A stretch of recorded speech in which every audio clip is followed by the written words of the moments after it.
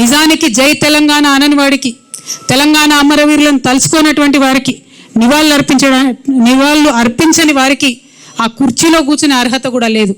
కానీ తెలంగాణ గ్రహచారం బాగాలేక మరి రేవంత్ రెడ్డి గారు మనకు ముఖ్యమంత్రి అయినరు. ఏదైతే ఉద్యమకారుల మీద గన్ను తీసుకొని పోయిండో అటువంటి వ్యక్తి అలా ముఖ్యమంత్రి అయినరు. కాబట్టి ఇవాళ మేము డిమాండ్ చేస్తూ ఉన్నాం, ఖచ్చితంగా రాష్ట్ర అవతరణ దినోత్సవం నాడన్నా వారు జై తెలంగాణ అనాలని చెప్పి, అమరవీరులకు నివాళులు అర్పించాలని చెప్పి మేము డిమాండ్ చేస్తూ ఉన్నాం.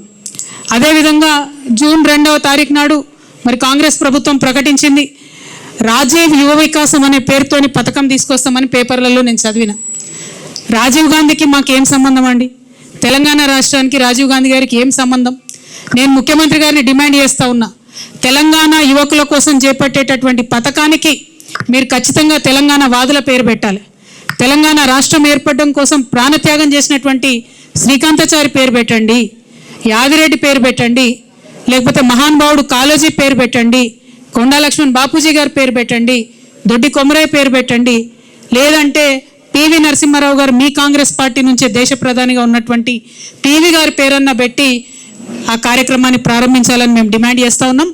తెలంగాణ యువ వికాసం అనే పేరుతోని కార్యక్రమం ఉండాలి కానీ రాజీవ్ యువ వికాసం అనే పేరుతోని కార్యక్రమం ఉండకూడదని, అది కూడా మీరు అవతరణ దినోత్సవం నాడు ప్రారంభిస్తున్నారు కాబట్టి మేము ఈ డిమాండ్ చేస్తూ ఉన్నాం.